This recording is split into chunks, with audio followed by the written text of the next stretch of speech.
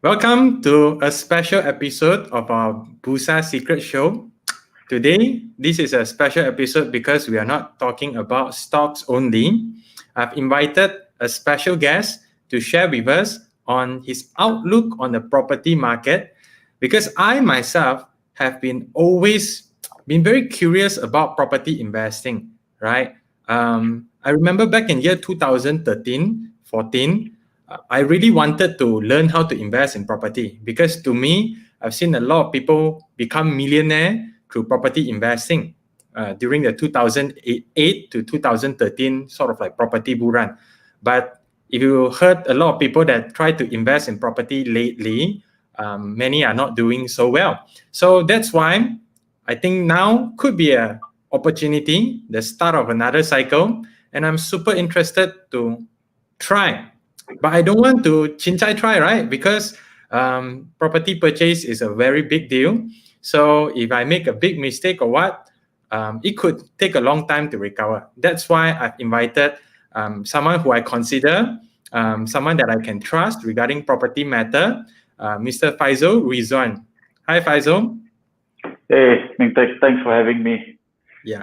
So you may not know, but don't know whether you know, but Faizul recently was invited to be on TV1 and I think there's Sina FM or something like that.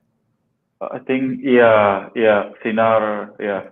Wacana Sinar, I think, yeah. Wacana Sina to talk about budget 2021 and what's his view. So he's been regularly been invited by government official to share his view on property market. So that's why I think we should tune in today, especially if you are thinking about starting to invest in property.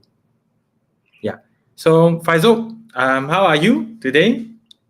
I'm good. It's been a long week. A lot of good news that has basically come our way as far as property is concerned. And I think there's a lot of generic good news which is coming overall towards the overall economy. You've got the vaccine now, Pfizer's vaccine, being now touted to be 95% effective.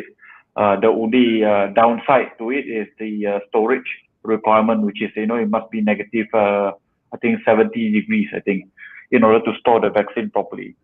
So I think I hope, it will be the end of, a period of uncertainty since COVID hit us since January. Now that we have a bit more certainty, people can basically literally look at planning their 1 year ahead, and they can make those, investment or buying decision that they've been holding on to since beginning of the year. And people don't really do a lot of stuff when things are uncertain. But today, with such development, such positive development, then I think things are going to pick up nicely. Yeah. So it's true. Even when we are investing in stocks, right? Some counters like even Genting or what, initially we may not dare to invest because we don't know how long this thing will be. But now that we have the vaccine news, especially even Moderna, because now there's not one company, but two companies that can produce a vaccine. The new one, Moderna, doesn't require super cold storage. So it's way easier for people to get it. So that's why we can see, maximum 1 to 2 years, this thing will end. And this visibility will really help us to invest. So yes, we have prepared some topic to discuss today. We're going to go through that. But before that, maybe let me engage with my audience. How many of you are super curious to learn about property today? Type in me, right? Anybody, watch the video that I sent you on Faizul explaining what you need to look for before you buy your first property, all this, right? So we have about 266 people tuning in. I hope all of you are ready and super alert to ask all the questions regarding property. How many of you here are looking to buy your first investment property? Type in I, right? How many of you got investment property and you are thinking, how can you make it better? Type in 2, right? Yeah. So, wow, a lot of people are super curious about property, right? Investing. And and some of them are first-time property investor. Some of them, actually a lot of them are first-time property investor, but a few of them have a few property. And I think that's where your specialty come in. Wow, quite a lot. Suddenly a lot of people type 2. So Yeah, this crowd, I think a lot of people actually have quite a lot of property. So maybe you can share a little bit on that. How can we optimize it better? Let's say if right now we have negative cash flow or all this, but let me pass the floor to you. You can share something that, how do you want to start this discussion? So I have a very contrarian view, and before we start, I probably want to highlight my perspective and my background a little bit, guys. A lot of people seem to think, property investment and equities are two different asset class, and two different investment schemes altogether. People always ask me who is my mentor, and my reply to them is that my biggest mentor in property investment has always been this guy called Mr. Warren Buffett, right? So I'm pretty sure if you have invested in stocks before, you would have heard of this guy called Warren Buffett. So I can tell you, I've been investing since 2005. I've Alhamdulillah has not lost money buying any properties. My worst property is rented at 80%, right, of its installment. That's only 2 units, and the balance 60 are all positive cash flow. So I had a pretty good run over the last 15 years. So I can say I've got a little bit of a historical track record, right? So and the over reason the why last 15 years, you have never lost money in any single property. I've got 2 units, which today we have this thing called maturity point. That area hasn't reached its maturity yet, and therefore, as of today, I'm negative cash flow. But out of how many It is property? out of 60. 60. Yes. So I'm talking about being able to do this predictably, and I have Mr. Warren Buffett to thank for on this, simply because I actually literally copied his value investing strategy in stocks and then I adopted it in property. So I love to talk to people who follow value investing methodology, simply because they will understand what I'm trying to say.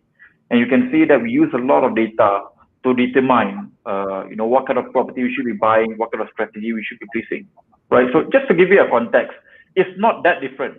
And I always tell this to people: if you are intelligent enough to do value investing in equities, you are smart enough to actually buy properties, because properties are simpler, to be honest. You just have to find someone who can pay you more than what you pay to the bank. It's as simple as that, right? So you don't have to look at forward earnings, you don't have to look at a lot of things, compared to, equities. But, I feel that this game is relatively simple. And if you can invest in stocks safely, you can definitely do properties quite easily, because I would always like to say it requires you a lot less intelligence to succeed in property compared to buying equities. That's why not so intelligent people like me can make it. I think it's true, because property, in general, it's not as easy to lose money, because it takes quite some time before you can buy, and it takes quite some time before you can sell. With stocks, because it's so easy, right?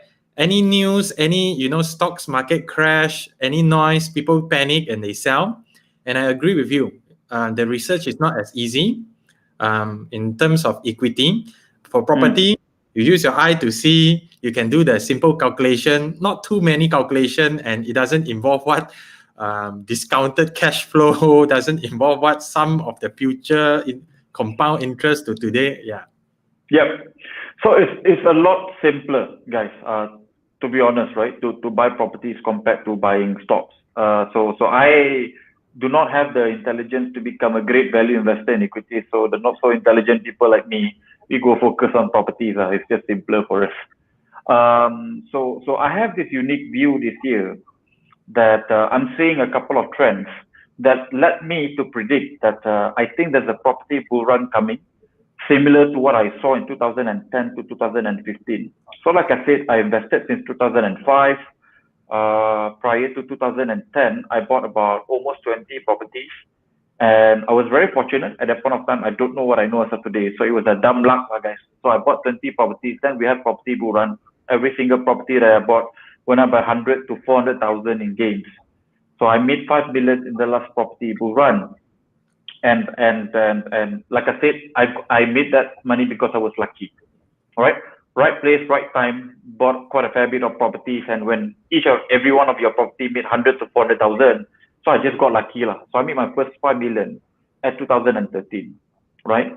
So of course, since then, I knew that I made my money because of luck. I then studied why, we had a property bull run. I've been a student of a property crash and property bull run, right? And therefore, I tried to study what will lead to a property crash. I also tried to study what will lead to a property bull run, right? So then I discovered there's 4 dominoes or trigger that will basically trigger property bull run, not just in Malaysia, but globally. When these 4 dominoes fallen anywhere in the world, chances are 99% of the time you'll have a property bull run the next 5 years. And for the first time in 15 years, I'm making that prediction this year.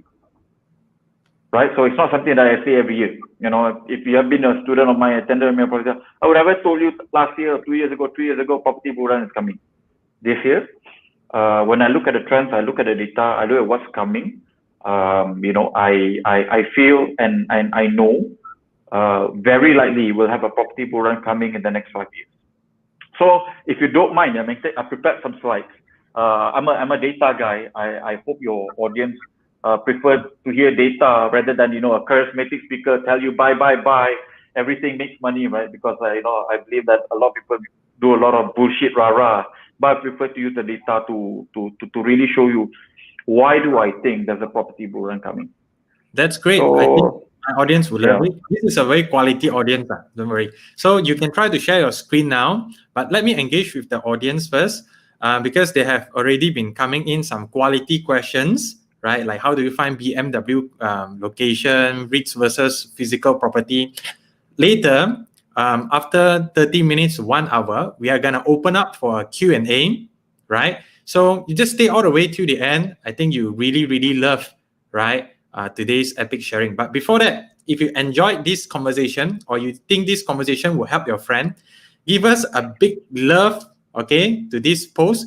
Just press a love button, right? Spam the love button or share this video or tag your friend that you think may benefit from it, right? Especially those that have a few property, now they are stuck or something. The Q&A session will definitely help, okay? So I've added that to the stream. Yeah.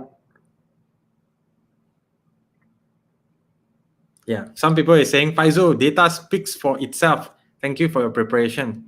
And like I said, I'm not even the most charismatic speaker. I like to think that there's a lot of better speakers than me who can do jokes and whatnot. But I like to use data, so my presentation can be a bit dry and boring. Like I apologize in advance. But we are talking about investment, right? So it shouldn't be, it shouldn't be like a clown show. So All right. I think you can proceed. Yeah, I'm excited to look at the data as well. So I will skim through a bunch of things, and then please reserve your questions towards the end, because I love talking to equities guys, because typically you guys have the best and the most intelligent, unassuming question, right? So keep the questions towards the end once you've seen the presentation, and after that we can have a very fruitful Q&A. Yeah. So I'm the only guy out there who's predicting that we have a property bull run. So there's no one in Malaysia. I don't think there's anyone right now, even regionally or anyone in the world, that is basically saying we've got a property bull run coming. But globally speaking, I think there's a lot of countries who fulfill the 4 criteria will actually hit a property bull run the next 5 years, right? So why do I say this? This is despite, we have the worst, economic downfall. Since 1998, we have 17.1 GDP contraction in second quarter 2020, worse in Asia, right? And we entered technical recession in second quarter. Although we actually predicted that Malaysia will enter recession in February, that's Spark Capital, right? My firm. So the reason why I'm confident that a property bull run is coming is that I like to look at history and what has happened, right? So basically, let's look at what has happened in 2008, 2009. We had a recession, right? And then in 2008, 2009, global financial crisis of GFC, right? There are a couple of things that basically happened, guys. So statutory reserve requirement by the bank dropped to about 1%. OPR was about 2%. There was about 30 billion of stimulus launched to stimulate the economy. And there was no loan moratorium, right? This is what happened about 11 years ago, right? 2009, right before the last property bull run, right? And we had a recession in 2009, right? And then, if you look at today, it's very similar, except for the fact that as statutory reserve ratio is still at 2% instead of 1%, so we still have room to drop now. OPR, which is overnight policy rate, which basically determines how much do you pay in terms of effective interest to the bank, has now dropped to an all-time low, guys. So basically, globally, interest rate has dropped, okay, to a record low almost everywhere in the world, right? From China to US to Europe, you know, a lot of these countries are already at zero, so they can't afford to drop anymore. Like, if they can drop, they would have dropped. Singapore, Malaysia, all of the countries right now has basically dropped, you know, interest rate in order to ensure that there's sufficient credit liquidity. And last time, in the last recession, we had about 30 to 60 billion worth of stimulus. Today, we have now 250 billion worth of stimulus launched just to ensure that, you know, the economy is moving. And we never had automatic loan moratorium, and we had automatic loan moratorium this year for the first time, right, in the history of modern Malaysia. And you've got, you know, the worst contraction that Malaysia has ever seen in Q2 this year, right? So suffice to say, 2020 crisis is actually worse than 2009. It's actually worse than 1998, 1997, right? So like I said, this is a summary of comparison, right? So should you even looking at investing today, given the fact that it's actually worse compared to 2009, right? So now, guys, I'm going to give you a perspective of history, right? Because it will give you a better sense in terms of where things are heading, okay? From the year 1990 all the way to 2019, right? This is actually Malaysia House Price Index. We have had two recessions, 97, 98, and then 2009. Now, the average property gains, guys, on a non-compounding basis, let me repeat, non-compounding basis since year 1990 has been 450%, right? On a year-on-year basis, flat, non-compounding, you are looking at about 15% gains over 30 years. Okay, that is despite we had two recessions. Okay, so suffice to say, if you look at property as a medium to long-term asset class, it's actually quite safe, and the outcome is actually quite predictable, right? So I want you to remember the first number, 450% gain since 1990, despite having two recessions. Okay, now, when you buy property, it's unlike when you buy stocks, right? For example, you buy stock gloves, normally, for example, you put 100% of your own money to go buy, let's say, one lot of shares, right, of top glove as of today. But in property, we have this thing called leverage, whereby you tend to put only 10% down payment for 100,000 properties. So suffice to say, guys, if you bought something in the year of 1990 for 100,000 ringgit, you put not 100,000 capital, but you put 10,000 ringgit capital, or 10% only.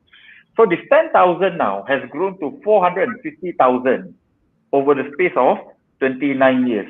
So basically, you're looking about 4,000 gains at 90% leverage. So if you buy property cash, okay, if you buy property cash, 450% gains. But if you buy on a 10% down payment, 90% leverage, your gains is actually over 4,000%. So again, right, I'm giving you a historical perspective. What has happened? This is not the first recession. This is now the third recession in the modern history of Malaysia, right? Now, and of course, this is my biggest mentor, right? A lot of people keep on using this word, right?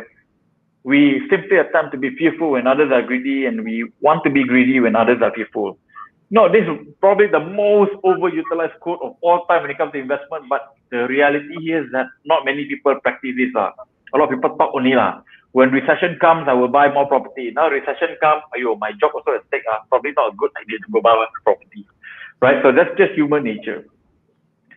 So now, the first trigger of a property bull run is normally interest rate, okay? So I want you guys to remember this. The first trigger of a property bull run is interest rate. So now, I'll give you a context over 30 years, right? Since year 1987 all the way to 2019 now, right? There are three occasions whereby you see a drastic movement of interest rate up or down by more than 1% in the space of 1 year, right? Hang on, let me enable my laser pointer here. So the first one was 1993 to 1994. That's when you drop interest rate from 10% to 8%, right? So what happened? in the next 4 years, you had a property bull run where property value grew by more than 10% per year. And then we had a global Asia financial crisis whereby we decided to increase interest rate from 9% all the way to 12% in just a space of 2 years. So what happened? When you increase interest rate dramatically, property crash. When you reduce interest rate dramatically, property bull run happens. And the last time we actually have a reduction of 1% was 2008, 2009. And that led to a property bull run in 2010 all the way to 2015. So if I were to summarize this guy, every time you have a massive reduction of interest rate by more than 1% in a short period of time, which is 1 year, you tend to have a property bull run the next 5 years. But when you increase interest rate dramatically in a short period of time, which means your borrowing cost goes up, you tend to have a property crash. So we only had one time property crash in the history of Malaysia, and that was 97, 98. Okay. So, okay. So again, this is to give you a perspective. When did the property bull run happen? And then when did the property crash happen? So we had two property bull run in the last 30 years. One is 1991 all the way to 1997. And then once we increased interest rate in 1997, we had a property crash in 1998, 1999. Since then, we never increased interest rate dramatically anymore. It's very gradual. And the last time we had a massive reduction in interest rate was 2008, 2009, whereby we reduced interest rate by 1%. And that led to a property bull run for the next 5 years. That's where, like I said, I got very lucky. I made my first 5 million in the last property bull run. Now, so like I said, property bull run tends to happen when there's 4 dominoes that is being triggered. So the first one, like I said, is interest rate, okay, or mortgage cost lah. Suffice to say, or senang cerita, when interest rate becomes cheap, property value go up or asset value goes up. When interest rate become expensive, property value goes down. Yeah, because no one wants to buy property when your interest rate goes up, you know, by a couple of $1,000 per month, right? In the next 1 year. Second thing here is that is the government incentivizing people to go and buy property today? Basically, relaxation of ownership policy as of today. So the answer to the first question is yes. Last year, interest rate is 4.5%. Today is 2.9%, guys. So interest rate has dropped by 1.5% in just a space of 12 months. Second, is there incentive to encourage property ownership by government? Plenty as of today. Third, booster mega infrastructure projects like LRT, MRT. That's what happened in 2008, 2009, and today we are seeing the same. We are seeing a revival of high-speed rail, HSR, RTS, JB to Singapore, and then now MRT3 and completion of MRT2. And number 4, typically you need to have above average economic growth and stock market bull run, and that typically then leads to a property bull run. So now, when we study market globally, not just in Malaysia, guys, we study globally, right? So from mature markets like US, UK, you know, Europe in general, Japan, China, Hong Kong, and then we also studied developing market, right? So these are the 4 primary triggers. And sometimes, okay, when 2 out of the 4 domino falls, it can also trigger a minor property bull run. When all 4 is falling, typically that would trigger a major property bull run, right? So now, what is happening globally here is that interest rate is at a record low, and everyone has got this consensus whereby the governments of the world as of today will not increase interest rate dramatically in the next 2 to 3 years in pursuit of economic recovery because of COVID. Okay, so you are looking right now at a tenure of potentially 3 to 5 years of historically low interest rate globally.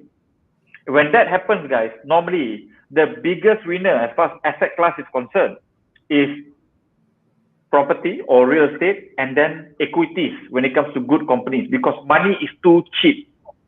There's a lot of hot, cheap money lying around, and this money needs to go somewhere. And typically when that happens in 2008, 2009, after the quantitative easing in US and Europe, what happened? Equities went for a rally, and so did property globally, right? So again, this is to put things into perspective. In year 2000 to 2004, effective interest rate to buy property is about 6 to 7%, guys. I started investing in 2005. That's when I paid 5.5 to about 6% interest rate, right? And by the time you hit 2010, it's below 5%. And in 2010 to 2015, you are looking at about 4.3 to about 5% interest rate. And since 2017 to 2020, you are looking at 4.5% interest rate. Okay, all the while. But today, guys, is 2.9 to about 3%. So the last time interest rate dropped from 6% to 4.5 here, you see HPI, house price index, actually jumped. So again, whenever you have cheap interest rate, one of the biggest beneficiaries will always be property market, right? Now, we have a unique way of looking at property. To us, it's just not about cash flow, but we want to buy property that gives us both cash flow and capital gain, right? So if I were to use equity terms to describe this, is that I want to buy a counter that gives me phenomenal growth, right? Capital gains, and also high dividend yield, right? So it's like the perfect stock, basically, guys. So in order to find the perfect stock, one must understand the 7 criteria here. First is the new versus old. Second is to buy median, under median. Third is to buy based on the tier, understand the property tier. Fourth is to understand what is the growth story or booster. Fifth is to understand supply. Sixth is to understand maturity point. When can you actually make money out of this property, and you want to be able to make money less than 5 years? Of course, you want to make money day one, probably, but worst case scenario, maximum 5 years. And lastly, you want to have multiple rental options, which means you're not subjected to just one tenant pool, but you can rent to students, foreigners, expats, locals, singles, family, right? So you don't want to buy property, you can only rent to a tourist, right? And like today, the year of COVID, tourism is basically dead, right? So that's the reality. You don't want to buy things that has got only one rental option. So rentability is super important. So these are our 7 criteria, and you must fulfill the 7 criteria if you want to buy any property that can give you above average cash flow and above average capital gain. If you just want to get what everyone else is getting, you can simply hantam and buy. If you want to get above average, then you have to do a little bit more research. Now, let me give you a perspective of median, right? So median is a middle price point, right? So basically, if you go to Montclair has got a different median price compared to if you were to buy something in Puchong. Okay. Now, a 600,000 condo in Puchong is above median. A 600,000 condo in Montclair, both 3-bedroom, is way below median, because the median Montclair is actually 1.1 million. So whenever you buy property today, guys, you want to buy at median and below, right? So if averagely 50% of the crowd who's buying into Montclair are willing to pay 1.1 million and above, and here we are buying one unit at 500,000, what are the probability of us, losing money on this investment? Almost zero. So if I were to use a stock example on this, for example, let's say you are buying glove counters, right? So you are looking at PE, right? So there's a bunch of glove counters. Let's say the average PE right now is about 30, right? Price to earning ratio. And here you are able to find this particular counter trading at, let's say, 8 PE. That would be the one that you want to buy, guys, right? So again, like I said, I'm not a genius. I just merely copied Warren Buffett's, value investment strategy and adopted in property. Why do I copy? Because I do not want to reinvent the wheel. The guy has got 60 years of experience, became a billionaire, proper billionaire by investing using those methodology. I'm not going to come and say, you know what, I'm smarter than Warren Buffett, right? I'm not going to pretend. So to me, I'll copy, I'll modify a little bit for it to fit into property market. And so far, this is my secret in terms of why we are able to buy property, not lose money, number one. Number two, what's more unique is that we are actually able to predict property value, rental value, years in advance, guys, before the property is even completed. It's like we're having a crystal ball. The reality is that we don't have a crystal ball, we just have data, right? So these are, if you fulfill the 7 criteria, what I just shared just now, this is the outcome. So this is the best property you could have bought in 2009, right? And this property fulfilled all the 7 criteria. So let me give you the number. The capital that you will use to buy this property, and this is part rated at Bangsa South, is about 60,000 ringgit. So that's your capital. Booking, down payment plus interest cost plus renovation, total 60,000 ringgit lah, guys. Okay, so your net purchase price is 380,000. Market value today is 1.2 million. So listen carefully. This is 380 10 years ago. Today market value 1.2 million. So that's an 800,000 gain. Cash flow average per month is 2,000 per month. So that means after knocking off installment and maintenance, you get a positive cash flow of 2,000 ringgit every month. So that's like your dividend yield every month, 2,000. So cumulative cash flow since 2012, right? 1 year after completion, up until now is 192,000. So let me repeat. You put in the capital of 60,000, your dividend collected so far is 192,000. That is excluding your gains of 800,000 that you will realize when you sell. You don't sell, you don't realize it, but you have collected a dividend of 192,000. So guys, in summary, 60,000 capital, apologies for the typo there, has yield 192,000 dividends to date in the last 8-9 years and 800,000 gains. Now, as I tell you this story, I have a lot of sadness because I was shortlisting this property to buy, but I didn't pull the trigger because at the point of time, the preferred unit that I want wasn't available. So I was so lazy and action at the point of time and say, screw this. If I don't get the unit that I want, I don't buy lah. And what a big mistake. Because I could have bought 2 units here based on the available unit. I didn't pull the trigger because I didn't get the unit that I want. So now guys, imagine if you own 5 units of this. Per unit give you 2,000 per month. Every month if you own 5 of this, you have 10,000 positive cash flow. 1 unit gives you 800,000 capital gains. If you own 5 of this, you are sitting on a 4 million gains on just 5 properties. So like I said, since then, I'm obsessed about finding the next park residence, which is, what this is. And today, at this bottom of 2020 and crisis, I'm happy to share that I've actually found it. And today, when I see one, I'm not going to buy just 1 unit lah. I'm looking to buy 20 of the next park residence. So, I guess that's a little bit about the introduction and in terms of the methodology. So probably we can stop for a bit Q&A. Yeah, sure. If we look at the property just now, right? Why do we need to put up so high capital, like 60,000? It's 380,000, right? But I'm assuming that you put a 2% down payment, which is about 10,000, and then you pay interest during construction, which is about 3 years, and then you have still a renovation and fit up cost. Okay, so you're including all the costs. Correct. It's not a 60,000 cost upfront. You need to prepare 60,000 over a period of 3 to 4 years until the property is completed. That's good to know. Okay. Yeah.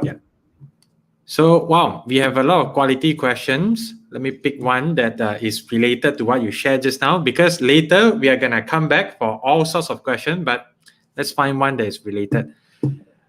Okay, so for example, the property just now, right? If it's 380,000, right? What kind of,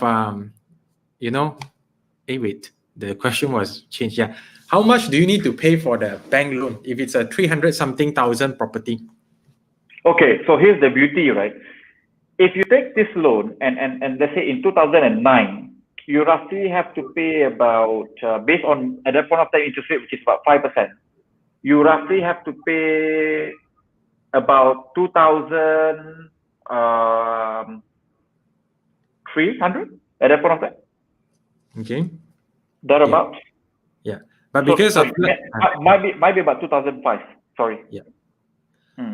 So let's say if the interest rate drop, then you don't need to pay as much. Maybe you pay 2,000. Today, this 280,000, it can be as low as 1,006. Oh, I see. Okay. Yeah. So actually, it makes a lot of sense why the moment the interest rate goes down, the property price will increase, because it's much easier to get positive cash flow, even if with the same rental. So everybody positive cash flow, who don't want? Everybody will buy, so supply demand. Correct. Okay, so yeah, we all know because you have a story where you are able to buy 23 property, right, by 30 years old. And just now also you mentioned in this current day and age, if you see a really good deal, like the next the building just now, you can buy 20 biji. So how do you manage to secure the loan to get all this, right? Because as far as I know, if you like to give a little bit background, you were not working as someone that has very high income or what back then, right? I'm doing all right. My last employment, my last salary was about 18,000 at about Wow. 33 years old. So I don't really earn that low. Having said that, there's my 23 properties installment works to about 25,000. So I make 18,000 to pay installment of 25,000. Mm-hmm. And the secret to that is actually no secret at all. Just buy property that can repay by itself, because you have active income and you have passive income. The banks take your passive income too, right? So if I buy a property, right, and my installment to the bank is 1,000, but I'm collecting rental of 1,005. So what happened to my income of 5,000 ringgit? Let's say my salary 5,000. Yes, I have a bank commitment to the bank 1,000 ringgit for this particular property, but I collect a rental of 1,005. My income then becomes 6,005 minus 1,000. Oh, so it has to be done progressively. So you buy a property, you rent out, then you report the income, then wow, now your income is higher. So as long as Right. you are doing it in a positive cash flow way, then you Yes. can get more and more. If it's negative cash flow, then you are stuck. Am I Correct. correct? You are stuck every time you buy negative cash flow property. Let's say you make 20,000 per month. You own 10 negative cash flow property, each property negative cash flow 1,005 per property, right? You own 10 of this. Every month you're bleeding 15,000. So your salary of 20,000, now 15,000 goes to pay the surplus mortgage, assuming all units are tenanted. Yep. Okay. So I think we need to address one thing, because something that Sure. is on everybody's perception is right now property market there's a supply glut, right? If you especially if you live in Johor, what you see is empty property everywhere. Then the whole street banner, banner, banner, banner. So how can we be confident, right, that the property that we buy is good value and can be rented out? Which is why, remember my 7 criteria, right? So if I can share my screen again, okay, never mind. If you remember, I described about median, right? So let me give you an example, right? Why does Johor have so many unsold property, right? The average of what people are willing to pay in Johor is actually 350,000 ringgit. So remember, guys, what people are willing to pay is 350,000. That's the average property value in Johor, transacted 2019. Do you know how much is the value of unsold inventory in Johor? The average value of property unsold in Johor is 800,000. Let me repeat. Average people are willing to pay 350 in Johor. Average unsold 800,000. Do you see a disconnect? Right? It's like you are asking people, hey, I bought Bitcoin at 25,000 US dollars, and now Bitcoin is 16,000. And then you just entered the wrong property at the wrong price. Which is why, like I said, as long as you understand the concept of median, no one can con you or bullshit you into buying a bad property. Yep. Right? So that's point number one. Yeah. So point number 2 here is that I like to categorize property markets simplistically into 3 categories, right? You got the low end, you got the mass market property, and then you got the high end. Guess which one has got a glut of unsold property? High end? Only high end. There's no such thing as a glut in mass market property and low end property. Doesn't exist, guys. The only time you see a glut is really on the high end property segment only. And those are property which is normally, if you understand the concept of median, you will never touch those properties, and we don't buy it. So I give you an example, right? I own 9 properties in Johor. My average purchase price is 100,000, 100,000, 250, 250, 250, 250, 250. Wow. My average price is way below the median of what people are willing to pay by 100,000. Guess what today? My property today transacted at 350,000. Ngam median of Johor Bahru. 99% of the time, people in Johor is losing money because while they pay Medini, Iskandar, dan they pay 800,000 for a condo, when the local guys are paying 400,000 for a landed property. There's disconnect. That's why you see a glut. A glut happens when you don't match the supply and the demand. shock sendiri lah, senang cerita. So the developer padan muka lah. So one of the best deals that we did this year, for example, is actually in Johor. Okay, we went from 800 ringgit per square foot, this property, 800 ringgit per square foot. Couple of years ago, today, we bought this year 100 units at 330 ringgit per square foot for a brand new condo. So back then it's the same condo, is it? It's the same condo, sold at 800 ringgit per square foot couple of years ago. We are buying today at 330 per square foot, and last month RTS was announced. This condo is just 10 minutes drive to RTS. Wow. Yeah, man. So Even if you are talking about cheap in terms of Johor, 300 something is cheap, even by Johor standard. It's very mass market. So the key term you have to understand, guys, that always bet on the mass market. Similarly to how Warren Buffett always say this, right? I buy something that every day, something that a lot of people want to consume, and there's some form of brand loyalty. That's why he sticks on to Coke, right? Because today, in some places, buying Coca-Cola is cheaper than buying mineral water. I mean, that's just the reality, right? Right. So and it's the same thing. As long as a lot of people can consume your product, so that means they can afford to buy it because you buy below median, and they can afford to rent it because, well, when you buy low, your installment is low, which means you can afford to rent it at a lower price point. Right. I guess what you're saying is we have to be realistic, right? Don't buy into the dream that the people is like painting you. You buy here, there will be people suddenly coming in, they're gonna going up the price. Don't buy because you think somehow the price will be going up. Buy because you think realistically this thing can rent out and I'll be safe. Is that true? I think a simpler way to basically summarize this is that don't look at market, look at deals. The market can be shit in the whole of Johor, but 300 ringgit per square foot condo will never die. Yep. Because everyone else entered 700 ringgit per square foot. So the individual deals is far more important than the market itself. Everyone could be losing money, but at the end of the day, if you actually buy, certain either stocks or Bitcoin or property, you bought at the price point cheaper than everyone else, the probability of you losing money is just much lower. I'm not saying it can't happen. I'm just saying from a probability point of view, you are just in much safer position. 99% of the people has to die first before you die. So that's a pretty good position to be in. Yep, I agree. So yeah, back to what I've always been saying to my audience. It's not really what you're buying or the asset class. It's you, right? If you have the knowledge, you have the skill, you can make money in all sorts of market or asset class, right? So let me go to some of the interesting question, right? How do you determine the median price, right, of the property? What research do you do? So unfortunately, unlike stocks, there's a lot. The information when it comes to property market is quite ambiguous. You got to do a lot of your own homework. I employ 5 person full time doing research alone in my firm. All right. So we are in possession of a lot more data than anyone else in the country when it comes to property market. Right. So there's no such place whereby it will tell you, okay, median in Johor is how much. You have to do manual calculation and you have to compile it quite aggressively, and then you come to that conclusion.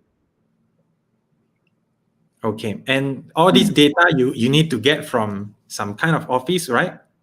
Okay, so if you want by state, for example, like Johor, you just go to Department of Statistics or NAPIC. NAPIC will basically display what's the average transacted price last year.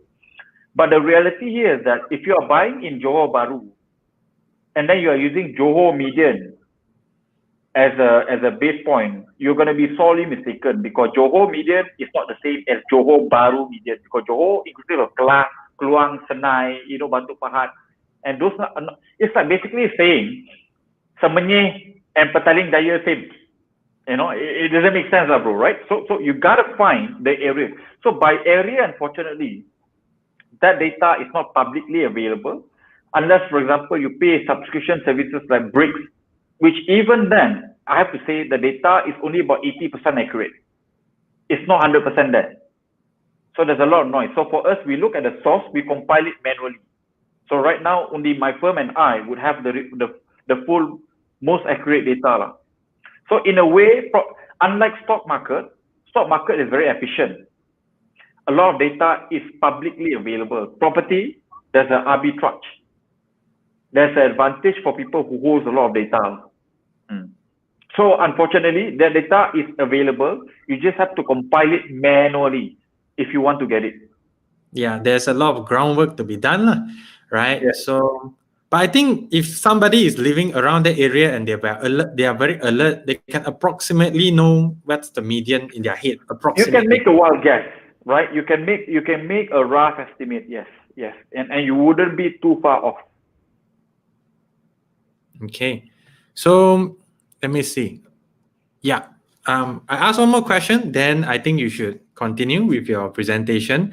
And one question is very interesting from Stephanie. She's asking, you know, those property with positive cash flow, right?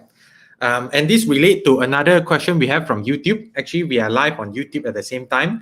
The installment loan, right? Let's say the interest rate is very low.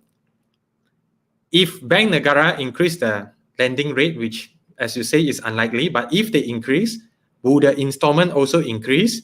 And this is the first question. And it links to another question, which is, if let's say a lot of people, they buy a property, at first it's positive cash flow, then how can they make sure it's continue to be positive cash flow? Even if let's say they increase the interest rate or something else happen, based on your experience. Okay, there's a couple of I think there's a couple of long questions there, so it's not a very simple, straightforward question. So let me address the first one: probability of interest rate going up. The Feds, right, Federal Reserve, right, in US, has basically indicated they are prepared to let the rate stay at 0 for 5 years. Guys, Malaysia is a nobody country. Malaysia cannot increase or reduce interest rate on its own will, right? We have 5 key trading partners. Whether we increase or reduce interest rate really depends on our competitive advantage versus our 5 key trading partners.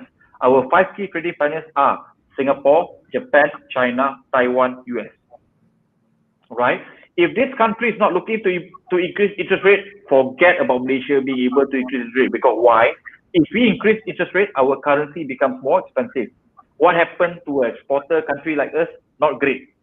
These countries now will begin to source items from other countries, and our entrepreneurs how? So it's not a simple question of, oh, what happened with Bank Negara interest rate? Increase interest rate. The reality is that, look, you go and follow, you don't have to listen to me. Go and read interviews from BlackRock. Go and read interviews from, Berkshire, right? Ray Dalio. None of them are basically saying, you know what, we have a probability of increase of interest rate for the next 2 or 3 years. All of them are actually hedging towards, number one, a weakness towards US dollars. So they are now, begin to add other asset class, which is basically non-US dollars denominated. Number one. Number two, they are also making moves whereby interest rate is going to stay low for quite some time. BlackRock is increasing its equities and real estate position in Asia, by the way. Specifically, there was an interview that basically came out just 2 weeks ago. If you look at what happening globally, the probability of interest rate going up over the next 2 to 3 years is highly unlikely. Now, the other thing I also have to highlight here is that over time, let me just quickly share my screen. There's a reason why I show this slide, right? Now, over time, in most developed countries, effective interest rate tends to go down over time, not go up. Let me repeat again. Over time, effective interest rate for a developing country tends to go down over time, not go up. Why property value become expensive? They make interest rate cheaper so that it is still affordable. That's how they counter it. So you look at Singapore is the same. You look at Hong Kong is the same. You look at Japan is the same. Well, Japan has been, zero interest rate for many years, right?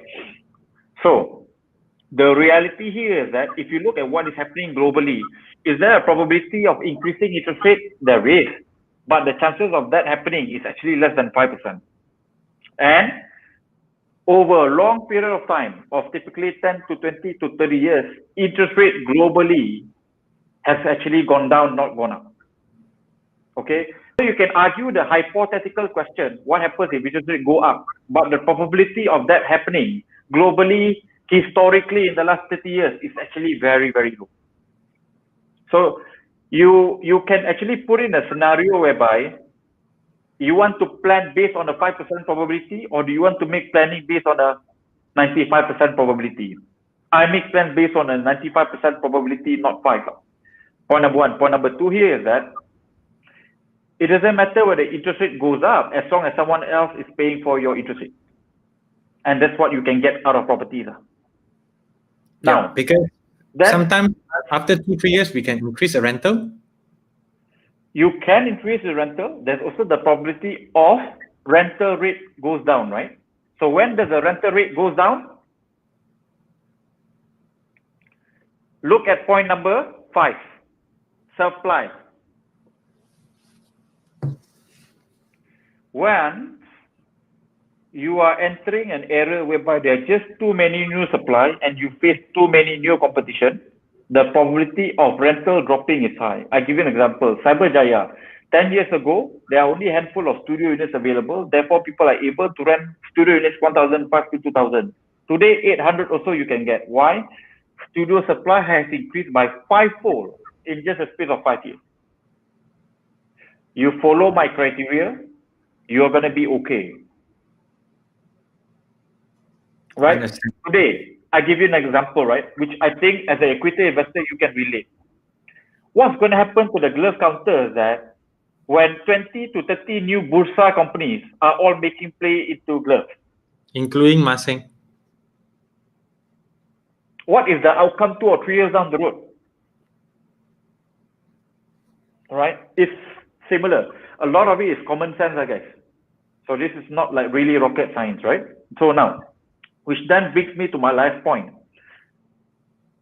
Sure, rental can go down.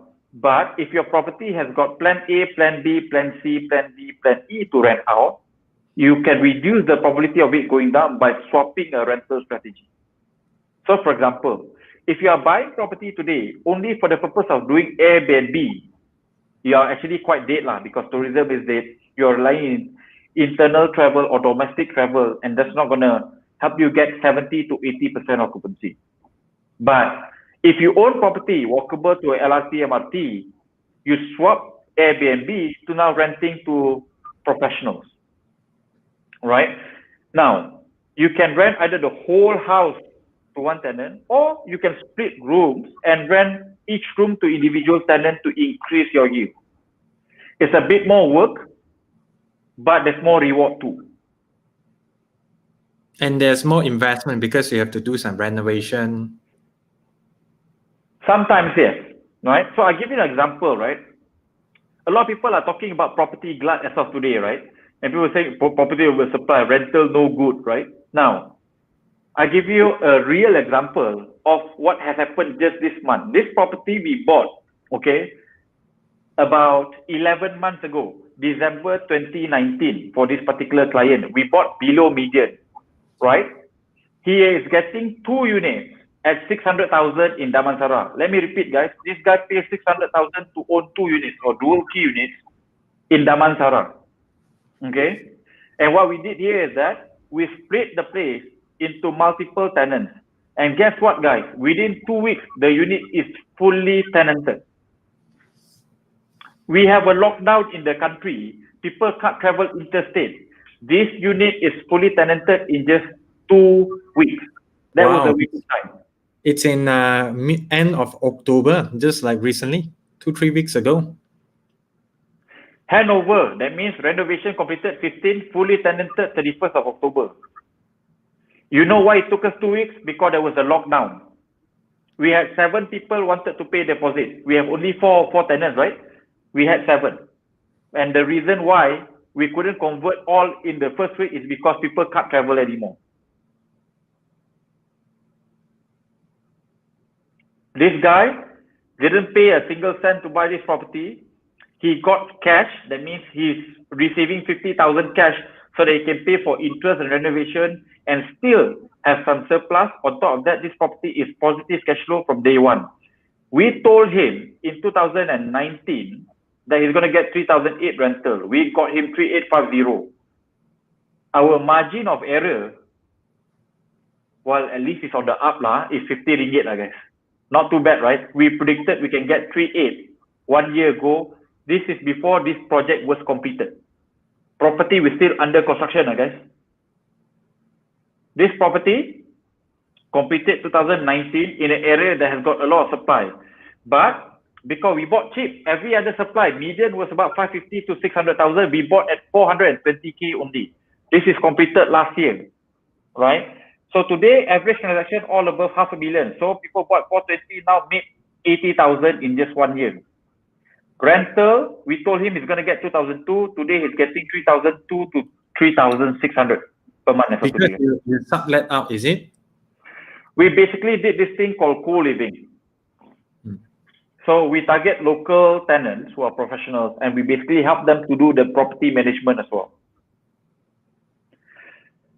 Right? So the reality here is that people, losing money buying property today? I'm sure there are plenty, guys. But it's not our clients. Yeah, that's why somebody know, I think this is one of your client maybe, say be far capital client, right? So guys, Adrian has been a client for the last couple of months. So I think he knows that legitimately a lot of deals that we do are non-standard. We get to buy at a price point different compared to the public. So if the public pays 700,000, we get to buy it 500, sometimes 550. So when you enter already at a low price, your upside is just greater. Your margin of safety is just much bigger compared to the rest. Okay. So that's a very good point, that you shared just now. We can even make like a so-so property become a super good property if you know how to do it. But of course, the moment we buy, we want to buy a good property. So it's all about increasing the chances so that we won't lose. But I have two big questions on my head now. Number one, is it allowable for us to do sublet? Would there be some authority or something that, say, oh, you know what, for the planning, you cannot shift this, you cannot make it into, several units? What's your view? What the law is saying is that you can do whatever you want in your unit as long as it doesn't become a safety issue for the building. Whatever happens in your unit is your unit. Point number one. So point number two here is that the JMB, Joint Management Body, can block you. If they can basically block your SS card. They can't, stop people from renovating and whatnot. They can't. They can, keep your deposit and whatnot. Which is why one of the things that we do as a group here is that we buy 50 to 100 units minimum to make sure that we have control of the management body of the building. From a law point of view, there's nothing against the law to add 1 room or 2 more rooms. Okay. Second question is, right, let's say if you don't do this sublet and you just rent out the whole place, you just rent out for a professional, the way you're doing it, is it still possible to get break even or positive cash flow? Of course. So that's also a criteria. Even without this sublet thing, you are already able to break even. Only then you go Correct. into. Yeah. Correct. My follow-up question is to the supply question of what if you have a very nice performing property and then it's giving very good rental yield. Then some property developer say, hey, this property doing so well, let me build another one on beside it. Suddenly increase the demand. So in that situation, right, maybe some of the people flood to new property. What's the possible solution? Maybe some of the people listening to this also is facing this. They have positive cash flow property. Then suddenly new supply. You buy a deal only then you know there's a new supply. It's not like you knew then you buy. After you buy, something happened. So at that point of time, what should we do? We cut loss, we sell it at a loss, or take profit, or we do something different. What would be your advice? What did Warren Buffett always say when it comes to analyzing a business? One of his criteria was barrier to entry. So for us, we understand construction costs. We also understand if a developer were to come to this area, how much cheap or what is the price point that he will be able to sell this. And we just make sure we don't buy at above that. So whatever deals we are doing, the replacement cost must be higher than our entry price. That's how we protect our downside. So again, it's going back to median. That's point number one, right? That point number two here is that if you understand the local law, there's certain limit in terms of how many units you can build and what's the planning, and all of that would have been taken into consideration, right? So for example, a lot of people don't know, it's actually more expensive to build something in Selangor today because of the state requirement compared to Kuala Lumpur, right? So there's a gap of new property prices in Selangor versus old is very high. Whereas in KL, you can buy new property roughly about the same price as per the old property. And I always use this analogy, guys. If you can buy new property, condo 3-bedroom, at the same price as per the old 3-bedroom in the area, never buy old property. It's like 5-year-old BMW, new BMW, both 3 Series, 250,000. Which one do you buy? Don't tell me, Faizul, you think I idiot man, a waterfish man? Of course I buy new lah. So similar to property. So if you look at our first criteria is that what is the premium of new versus old that you are buying? All right, I'll give you an example today, right? The best property we are buying today, right, is located in the area whereby the median price is 900,000. Today, sale transaction, 900,000. That's the average, guys. All right, remember, my clients are paying 600,000 today. All properties are transacting at 900,000. My client is buying same area, guys, 600,000. What is our margin of safety? 50%. Even if it's smaller, is it smaller, the unit size? It's the same utility. It's a 3-bedroom versus 3-bedroom. It's the same utility. That's how you see it. So we don't look at the square foot. Yes. A 1,000 square foot 3-bedroom and a 1,500 square foot 3-bedroom is the same utility. It's just 3-bedroom. That means you can still rent to 2 people. That one also 2 people. So correct. You have to look at it from a utility point of view. Then you determine, right? So guess what? In the same area, sub-sale 900,000. I'm buying at 600,000. The 20 units I'm talking to you, right? The best property you're buying, 600,000. You know what is the lelong price today? Auction price, 700,000. So even lelong price is 700,000, but you are able to get it at 600,000. There are some suckers buying from lelong more expensive than what we are buying new from developer, and guess what? We put zero. No lah, we put like 5,000. Sorry. It's misleading to say zero lah. We pay 5,000 capital. Do you mind to share where is it? Because you're saying sorry. now. Huh? I have to apologize. What we buy is strictly only for clients, therefore only clients will know. So even the area is of strict confidence. So that's what I can say lah. We do not want to have too many people competing with us because that will actually drive the price up. So there's really no incentive or motivation. I'm just telling you guys, as of today, because of the market sentiment, no one is looking at property. When no one is looking, that's when you actually pick up things at rock bottom price point. And 2020 is the bottom.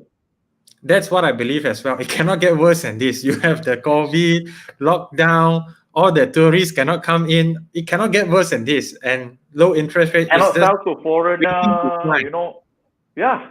So today, property buyers, local property buyers, we are king. Literally, I go to developer today. One developer just called me and say, Faizul, I can't give you 60% discount. 60, not 16, 60. A call today. I can give you only 50. Can or not? I told him I'll think about it lah. 50% discount versus SPA price point. And those are legit discount, or it's like, sometimes people, it's 500,000, but I say 1 million, then I give you 50% discount. It's legit discount. Okay. So my guarantee here for my clients is that when they sign up as a client, I told them, if you can buy at a more cheaper price point than what I'm buying for you today in Far Capital, I'll give you a full refund and we'll serve you for free for the rest of our life. Wow. So I don't like to work for free lah. So that's our brand promise lah. It's a guarantee. You will not be able to buy cheaper compared to my price point. So the Faizul, discount is quite legit. Yeah. you can share a little bit about what is Far Capital, how to be your client, and what it includes. And if we want to find out more information, what can we do?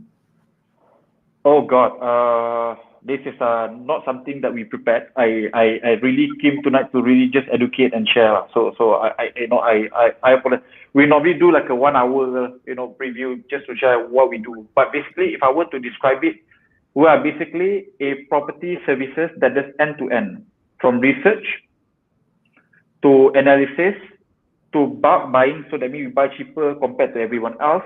Help you secure your loan. When the property is completed, we help you propose renovation if need to be, all the way to funding tenants. So it's an end-to-end services.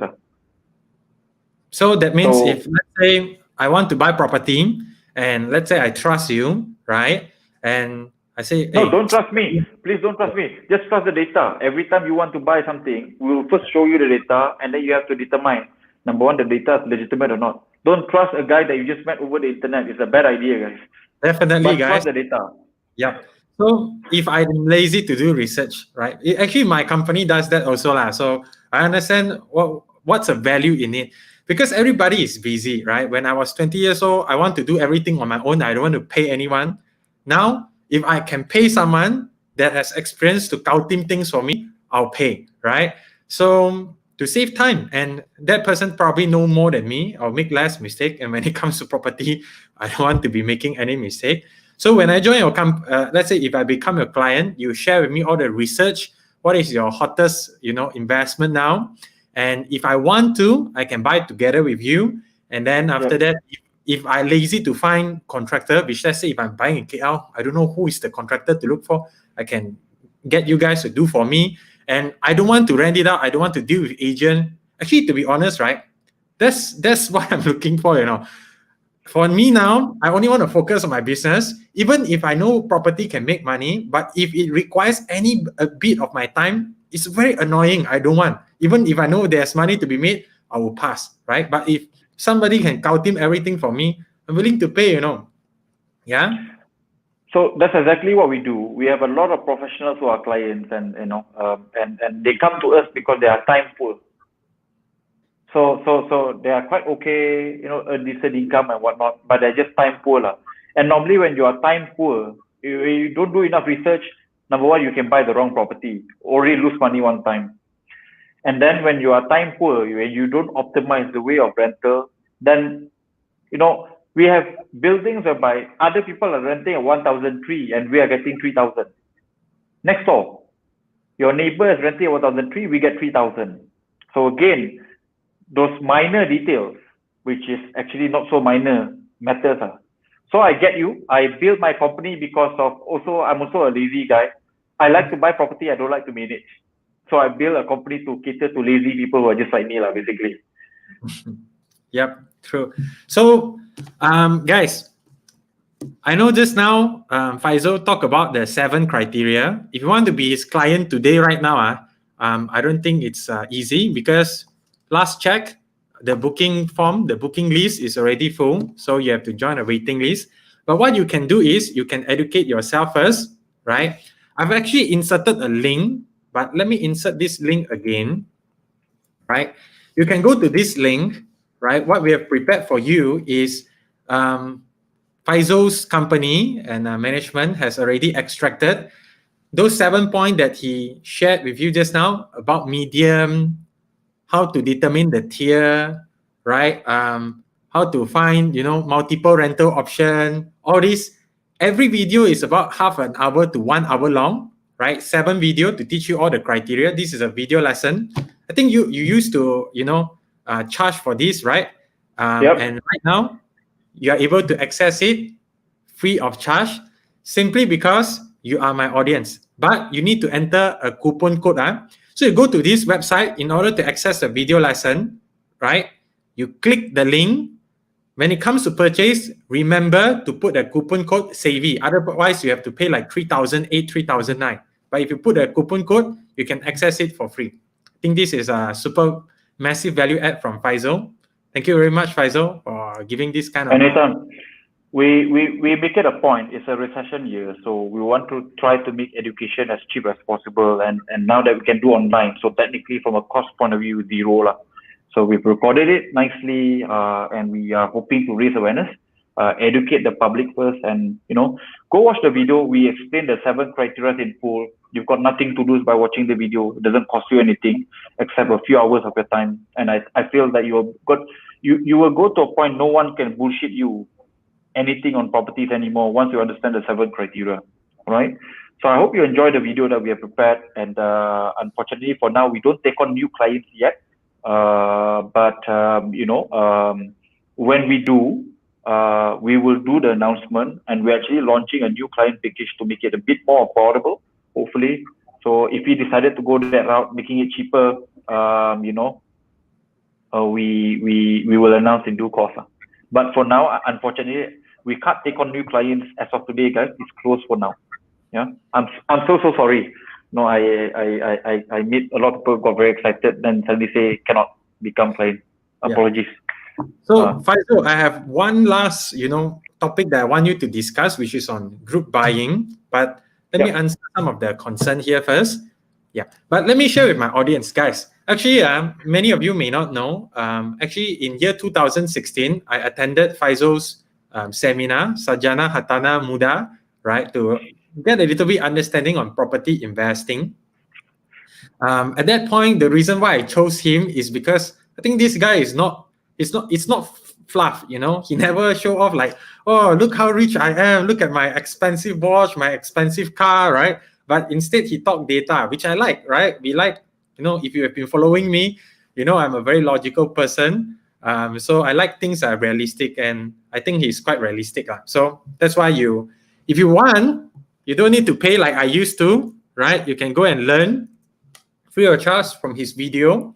In fact, even recently, you were doing some free webinar to share with people how to structure their debt, right? Those that are, let's say, if their job is affected by this illness, this economic downturn, and let's say they have negative cash flow, they are in debt, almost bankrupt, you are sharing some advice on how to, make it better for yourself. Am I right?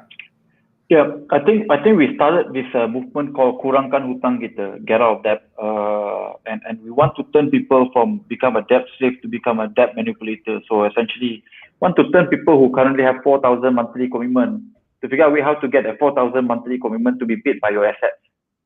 So essentially, we are trying to turn away a scenario whereby it's a negative 4,000 per month to now becomes positive 200.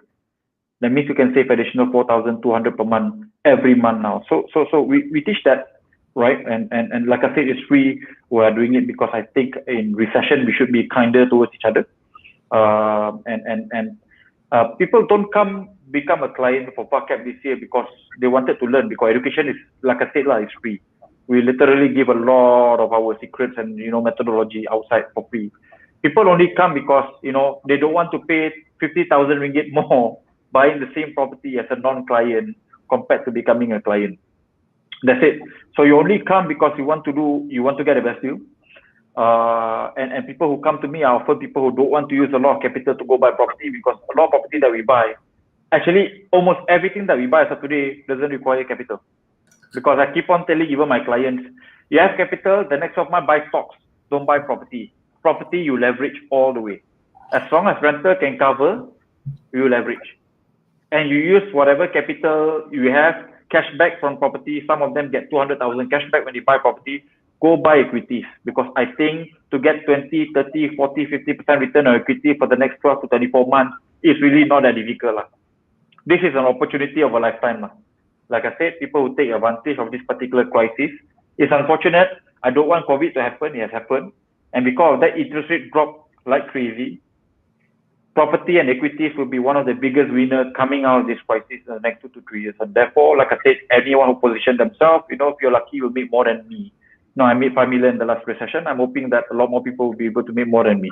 So that was my aim. And the way our community works here is that the larger the community becomes, the cheaper the property we get. Because Yep. if I buy 50 units, I get different discount. I buy 100 units, I get different discount. I buy 1 unit, I got no discount. So, So the Faizul, maybe you simple can business tell me model. a bit about the economics of bulk buying. That's where I want you to elaborate more, because um, we have heard a lot of cases. I don't know. I have heard of a lot of cases that people try to buy bulk buying, right, with a group or something, right? And they ended up, yes, they are getting discount, they're getting cashback initially. But then after that, when they try to rent out the property, negative cash flow. Because everybody buying at the same time, and they are renting out at the same time. So Yep. suddenly, you guys cause you guys to have bad economics. So maybe you can elaborate more how this works and how do you mitigate the risk of bulk buying causing oversupply competition amongst yourself. But in the comment section, I can see quite a lot of some people having some confusion and asking for PM. Let's say in case you cannot access the link, right, for the video lesson, don't worry. You join my Telegram channel at t.me/savvy.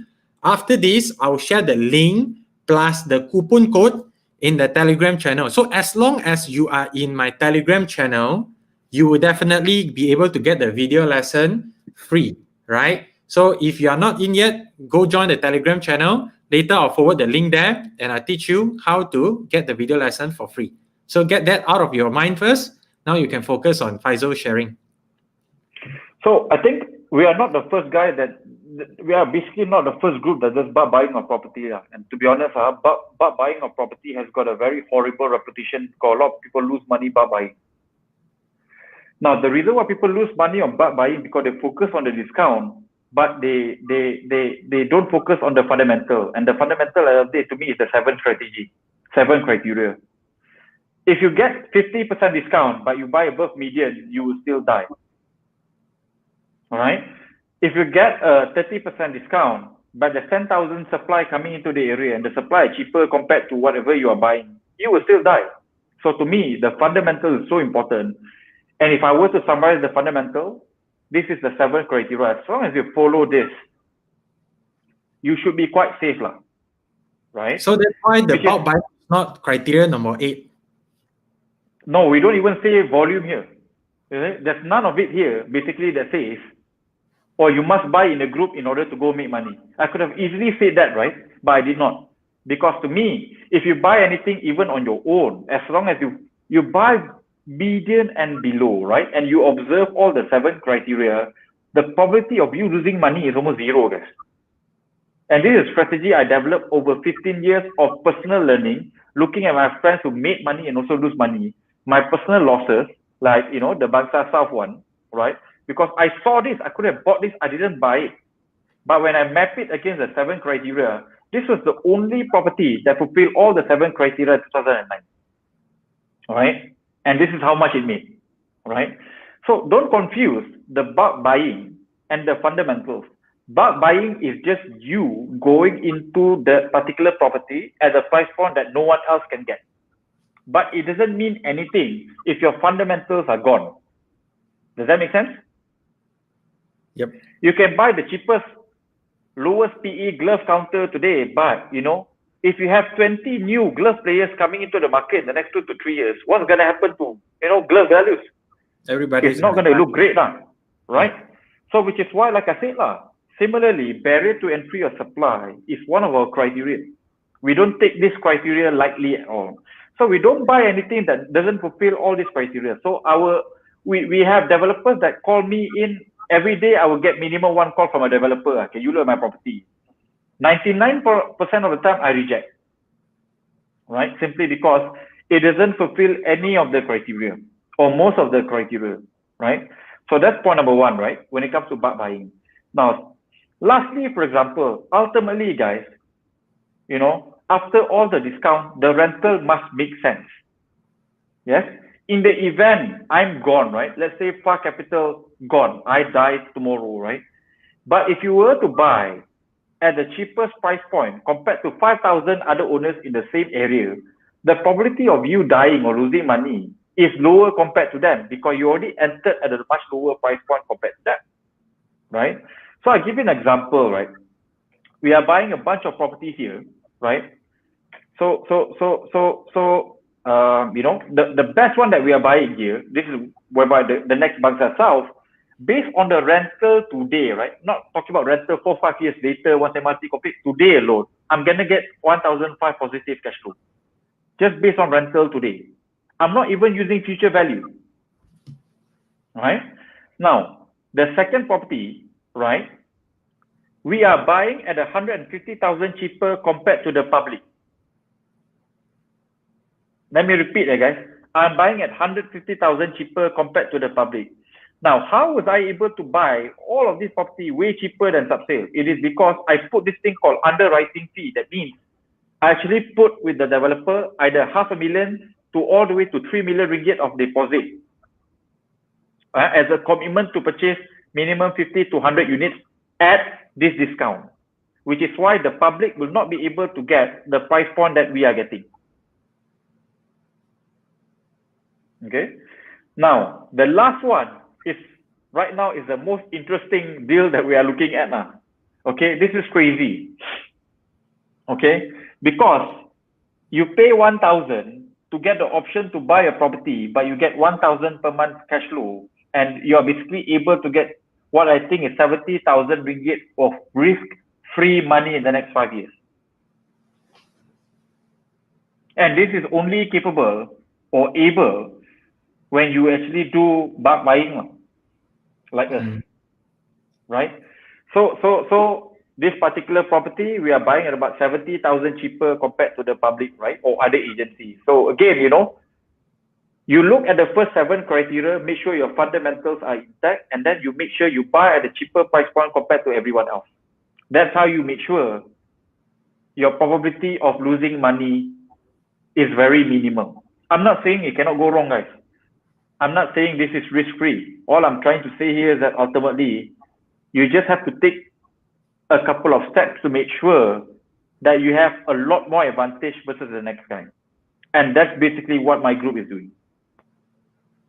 Okay, that's great. So so Kelvin here is asking question. Can you elaborate more on the criteria or booster or what? Guys, all these criteria. In the video. Yeah, it's elaborated in detail in the video. I've seen the video. Each video is 30 minutes to 1 hour long, and it's really purely teaching you properly and in detail of all and each and every criteria. So, whether you at the end you end up able to become a FA client or not, you watch the video, right? Before you buy your first investment property or buy another property, watch that and make into a checklist, right? If you tick all the checklists, then maybe you can consider. Okay.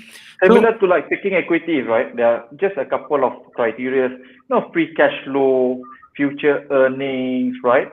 What is the margin? Their cost has gone up or go down in the last couple of years. So similarly, just understand the criteria, and then after that, the probability of you losing money goes down. In every investment, the higher your knowledge, the lower your risk.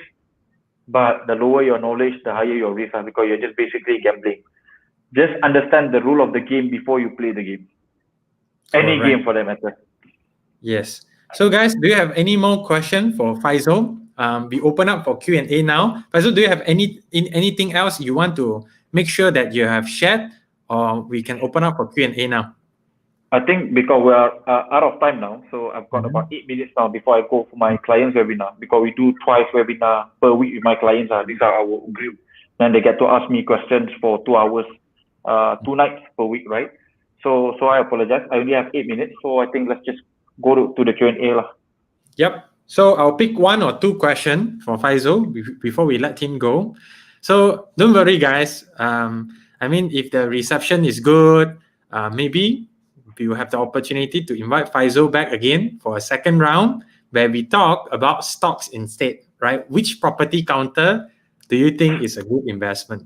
That will be interesting. Okay. Yeah. I doubt that people want to listen to me anymore, after Why, tonight. I don't know, maybe too boring, this guy, not as interesting. No way, we have 400 plus watching all the way. Someone as handsome as you, so yeah, maybe they say, screw this guy, don't want, Cannot be. So But yeah, I just hope you guys learn something tonight, something new tonight. That's all. So I hope I wasn't a waste of time for you guys in the last 1.5 hours.